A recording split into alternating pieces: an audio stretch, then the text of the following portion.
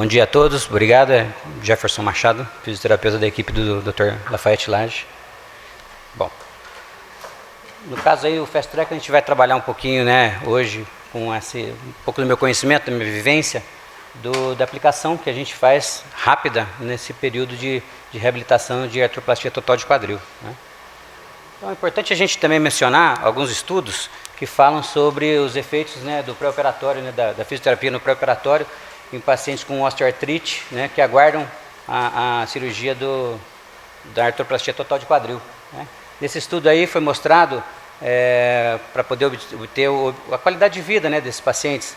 Então eles pegaram aí um N de 27 pessoas que fizeram a fisioterapia e 18 não fizeram um tratamento farmacológico, e foram aplicados esses questionários, né, o Hair Hip Score, o VOMAC, o SF36, o COS, e o que foi identificado, né, que realmente os pacientes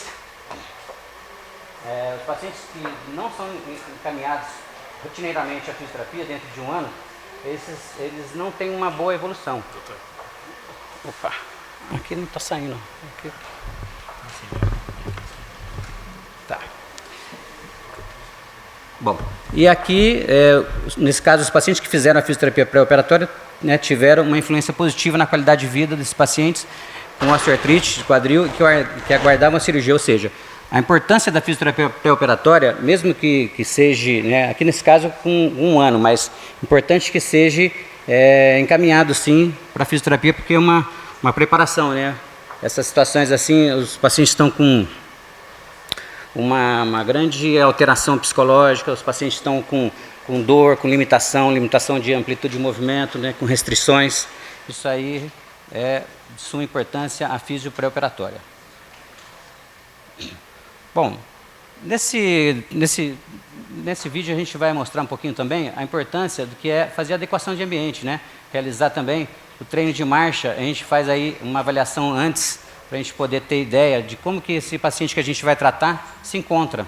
Isso aí é importante que a gente possa estar mensurando isso aí, estar avaliando. Eu sempre faço um vídeo pré-operatório para poder entender, né, os exercícios do pré-operatório são importantes para a gente poder preparar esse paciente que às vezes há tempo que ele está se limitando a exercícios. Adequação de ambiente, né, subir e descer escadas, sentar e levantar de uma cadeira, ficar na cama, usando banheiro, vestir e se despir, calçar meias. Ou seja, a gente nota ali a dificuldade dele para deambular, né? Então, assim, o paciente tem dor, o paciente tem limitação, tem um tilt, ele tem uma restrição muito grande de amplitude de movimento. A gente vê uma diferença das pernas, a dificuldade que ele tem também para aprender a usar o dispositivo de muleta, né? Então, são situações que a gente precisa estar trabalhando. Está evidente também a expressão do paciente, né? Ele está assim, sempre desconfiado, esse paciente está com uma situação que ele precisa recuperar. Aí a gente está orientando também como que a gente pode já colocar esse paciente aí no pré-operatório também, para ele aprender a subir direitinho a escada, porque muitos problemas acontecem no pré-operatório, no pós-operatório. Então, isso é importante que a gente possa estar orientando, ensinando, que esses pacientes possam voltar a deambular rapidamente no pós-operatório.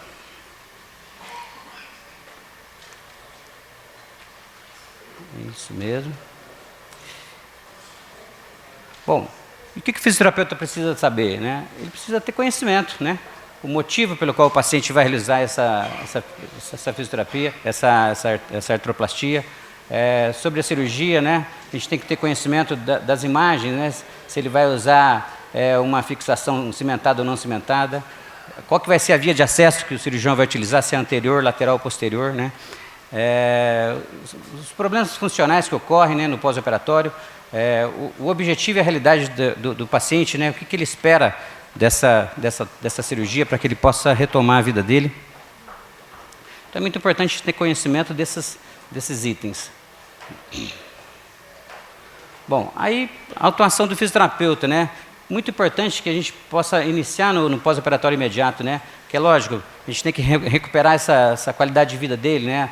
A gente tem que melhorar também essa recuperação inicial que é na sala de recuperação, que é as intervenções dos quartos, né, do hospital. reduzir a ingesta de medicamentos profiláticos contra a TVP, melhorar a ADM dele, exercícios que possam, né, através da cinesioterapia, também favorecer essa melhora significativa, que é a intenção do Fast Track, né, fazer com que ele possa sentar na poltrona, passar de início para o ortostatismo, deambulação com uso de dispositivos assim se for necessário, alteração do grau de dor.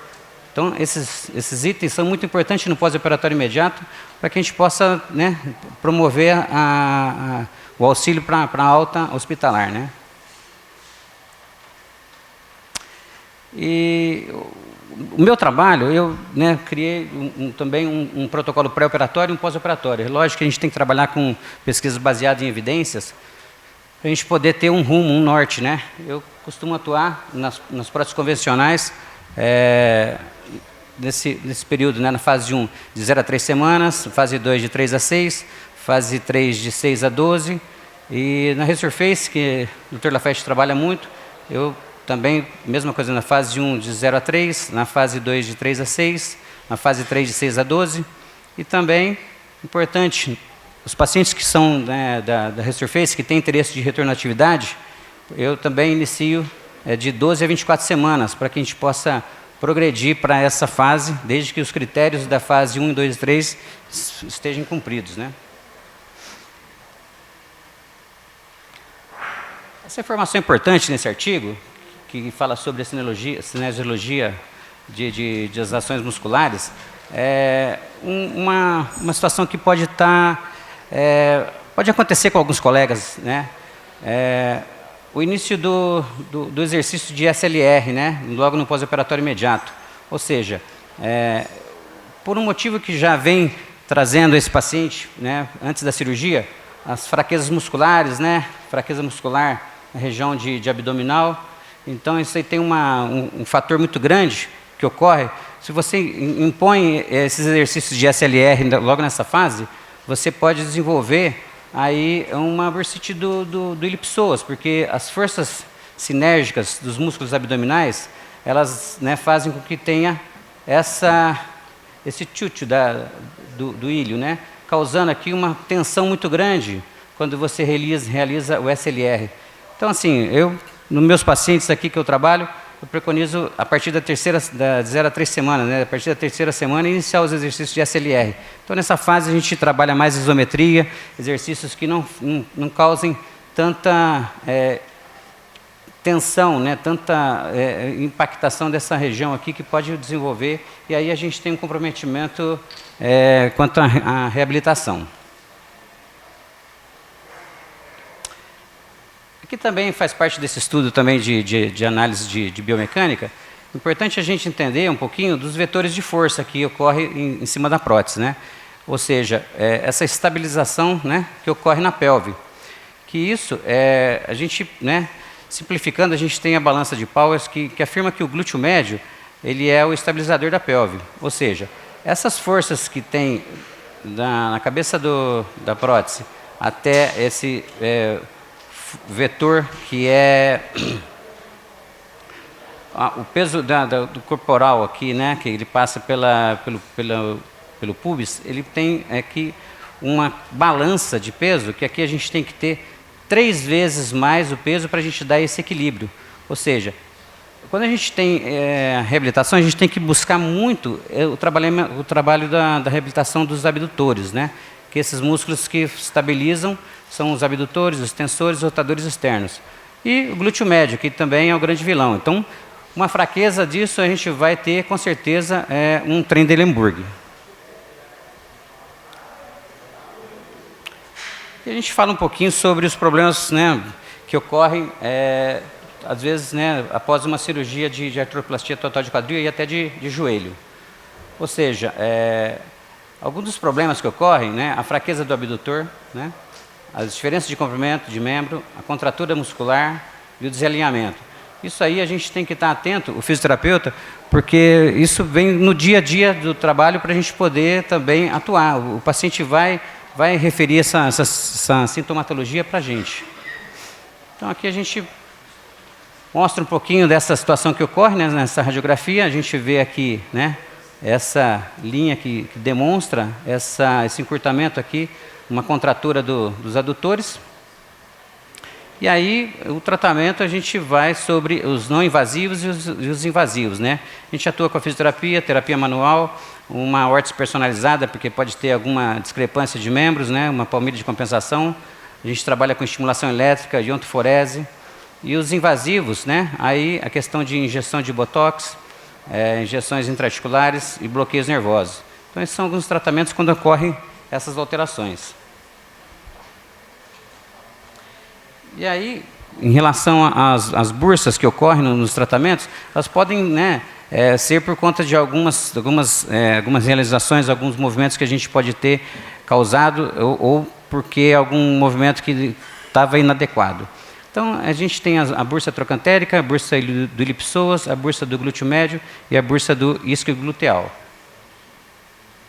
Ou seja, importante que a gente saiba identificar isso aí nesse paciente para que não ocorra, né, as famosas bursites. Porque se ocorrer, a gente tem que atuar também com o tratamento, né? E as minhas condutas, né, eu atuo com a ultrassonografia, uma ultrassonografia terapêutica, né, um ultrassom terapêutico, desculpa, aqui está equivocado, aqui está errado, é um ultrassom terapêutico, uma liberação miofacial com terapia manual, uma liberação com foam roller, os alongamentos das cadeias musculares cruzadas, fortalecimento muscular em cadeia cinética, uma infiltração realizada pelo médico com analgesias, estimulação elétrica eu também utilizo, terapia por onda de choque, né, eu também utilizo, aplicar gelo local, uso de dispositivos de apoio caso ele tenha, né, alguma dificuldade, então a gente também atua dessa maneira no tratamento das bursites. Aqui, nessa paciente, a gente está aqui agora nesse pós-operatório, na fase hospitalar. Então eu já inicio aqui ela está só mostrando para nós como que está a mobilidade dela. Esse aqui é o primeiro PO. Ela está fazendo um movimento, essa aqui ela está na verdade na sala de recuperação. Então aqui ela já está realizando alguns movimentos, né, para que a gente possa já atuar já com a fisioterapia. No PO imediato aqui. Aqui a gente está, objetivo, reduzir o inchaço, melhorar o sono, prevenir coálagos, melhorar o equilíbrio, controle da dor, tolerância para aumentar a atividade, né, prevenir constipação, ou seja, são itens importantes que a gente já atua já no PO imediato. Aqui nesse paciente também na fase hospitalar, eu também já inicio com um programa de eletroterapia. A gente coloca aqui uma corrente bipolar, né, uma onda bifásica, que a gente tem essa programação aqui para a gente poder realizar o despertar do quadríceps. E aí eu uso esses parâmetros aqui para a gente poder atuar. Claro que aqui eu estou com um equipamento que ele tem uma programação, e aí se eu tiver um outro equipamento que não tem essa programação, aí eu tenho que modular o meu equipamento né, dentro dessas frequências. Eu consigo também trabalhar a estimulação elétrica aqui desse meu paciente, recrutando bem essa musculatura de quadríceps, que é importante para a gente poder já iniciar o ortostatismo e a deambulação, né, na fase hospitalar. Eu também utilizo, né, a crioterapia como maneira de a gente acelerar esse processo, que é o anti-inflamatório, né, e a questão de analgésico. Claro que aqui eu estou demonstrando aqui, com esses pacientes aqui, esse equipamento que é o Game Red, mas a gente pode também colocar as bolsas de gelo, né, não tem problema. Lembrando, né, desse tempo, não ultrapassar dos 30 minutos, né? Então a gente tem uma preconiza de 30 minutos a cada 3 horas, né, 15 minutos de barriga para cima e 15 minutos deitado sobre o lado não operado. Esse equipamento, né, muitos devem já conhecer, que é um equipamento que produz aqui um motor, né, uma compressão, ele tem um ar intermitente e aí eu consigo modular também o que eu quero do grau da água, né? Ele tem de 1, né, o mínimo é 1 grau, e aí 2, 3 até 10 graus. Então, uma boa alternativa aqui para a gente poder atuar na crioterapia. Bom, aqui a gente vai falar um pouquinho sobre, né, esse artigo fala sobre as atividades sexuais, que sempre o paciente pergunta, né, ele fala, escuta, quando que eu posso voltar a ter uma atividade sexual? Então, a gente orienta, em cima desse artigo aqui, tem um videozinho aqui. Pode pedir. Bom, Aqui a gente comenta sobre... legal. A gente comenta sobre as posições que podem ter algumas complicações, né? As posições aqui requerem flexão e abdução, principalmente em rotação externa, que indicam que 4 posições sexuais podem estar potencialmente em risco de luxação, mesmo com os componentes do acetábulo bem posicionados. Ou seja, é importante a gente dar essa informação para que o paciente saiba, né, o que se pode acontecer, porque o risco de ter as luxações é frequente, né, de falha de implante que ocorre devido aos choques durante o ato sexual em pacientes com ATQ. Então, é um estudo que é muito importante, que vale a pena estar atento com esse assunto. Aqui na fase domiciliar, a gente já está com o paciente já numa situação já mais favorável, né? A gente vai trabalhar a DM sem resistência para movimento de quadril, começar com os movimentos de arcos curtos, progressão para completos, marchas de exercício de movimento funcional, ADM de quadril em progressão, com progressão da resistência.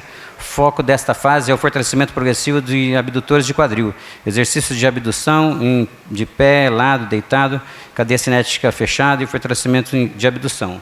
Então a gente está aqui agora na residência dessa paciente, né? A gente trabalha também na fase domiciliar, ela está aí satisfeita com esse movimento, ela está aqui com 11 dias de pós-operatório, né? Ela está comentando que ela está sem dor, que ela está tranquila.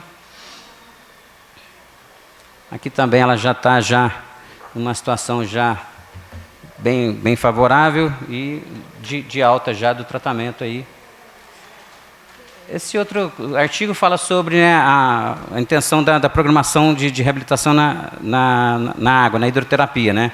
Que esse programa é muito importante porque ele faz com que o paciente tenha uma evolução muito boa na água, porque ele acelera o processo e faz com que ele tenha uma qualidade boa, né? E aí a gente tem inclusão de exercícios aquáticos em um programa de reabilitação que produz o uso de analgésicos ao paciente com osteoartrite. Então, é uma boa alternativa a gente ter isso aí. Aqui esse demonstra um pouquinho desse paciente realizando aqui alguns exercícios na piscina, que eles fazem, né, exercícios de equilíbrio, abdução, crawl, prancha, saltos, atividades de andar, frente e costas. São exercícios que esse paciente, coloquei ele na piscina, ele estava com 17 dias, né, já tinha retirado os pontos e o curativo oclusivo, então ele estava aqui já, um paciente que tem uma prótese resurface.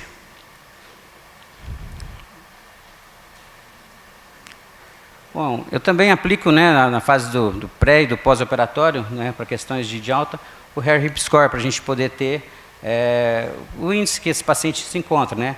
Então, assim, abaixo de 70, abaixo de 60, o risco já é muito grande, né? O paciente ele já está numa condição que não é favorável. Então, a partir desses scores, aí a gente já tem, né, um bom indicativo para que a gente possa depois promover um critério de alta, né, na hora do corte.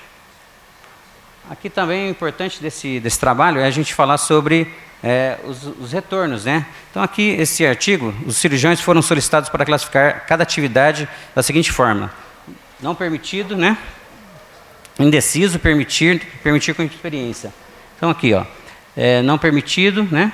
Indeciso, permitir. Esse aqui, um down skill, só com experiência. E aí, assim por si, né? Então, o importante é que a gente tenha conhecimento dentro desse trabalho, o que pode e o que não pode, o que é permitido e o que não é permitido para a prótese convencional. E nas próteses de resurface, também, o tempo médio para retorno da prática e o percentual de cada paciente retornar aos esportes dentro de 3 a 6 meses após a cirurgia. Ou seja, a estimativa desse paciente aqui, ó, após 6 meses, né? Então, olha só, 91% desses pacientes tiveram, né, condição. Então, ciclismo, nadar, né, bicicleta estacionária, o fitness, né? São um percentual muito grande para as próteses de resurface nesse período aí. Aqui a gente está rumando já para uma fase de avaliação para a gente poder ter conhecimento sobre as forças que aplicam, né, nesse quadril. Então a gente aplica um isocinético para a gente poder ter uma quantificação da força, para a gente poder também ter conhecimento como que está esse paciente. O objetivo do isocinético é quantificar e dar um desempenho para esse músculo. realmente fazer um isocinético, né, uma situação que o custo, né, de um aparelho desse aí, às vezes fica fora da realidade. Então, hoje em dia tem os aparelhos que né, inclusive tem o nome do Dr. Lafayette, o Lafayette, que é o hand test, né, que a gente poder utilizar. Aí ele está mensurando aí, a gente vai ter depois os padrões para a gente poder ter alta. Aqui também a gente coloca aqui uma questão. Nesse paciente aqui, a gente tem aqui, nesse vídeo aqui, a gente tem ele caminhando, que ele está sem palmilha, então ele está, na verdade, dando um trote, e aqui a gente colocou uma palmilha de compensação, e ele realmente corrigiu aqui essa diferença que ocorre. Então, é assim, só para lembrar que as palmilhas são muito eficientes nessa fase. E aqui a gente chega para os critérios de alta, né? O que é importante? A gente vai fazer aí o antes e depois daquele paciente. Então a gente teve aí a força muscular que a gente testou, a estabilidade postural, a velocidade de marcha, a gente aplicou o Harry Hip Score, né? Estando acima de maior ou igual a 90, a liberação de atividades funcionais, né? De baixo impacto após 3 meses. Indicação para atividade de alto impacto após 6 meses, né? Tênis, golfe, corrida, futebol, depende da avaliação individualizada, né? Em geral, os pacientes devem ser estimulados e manter a atividade física para manter a boa qualidade óssea e melhorar a fixação. Ou seja, esse paciente está com uma qualidade boa, né? Uma marcha estável, e é diferente da situação que a gente encontrou ele no pré-operatório. A satisfação dele aí, ó. Eu queria agradecer a todos que estiveram comigo nessa empreitada, que foi maravilhosa. Eu só quero agradecer a todos, não tenho palavras. Muito obrigado. Essa é a satisfação que a gente vê em trabalhar, e aí isso que a gente fala que é um critério bom de alta. Bom, muito obrigado, né? Espero que a gente tenha cumprido aí o trabalho.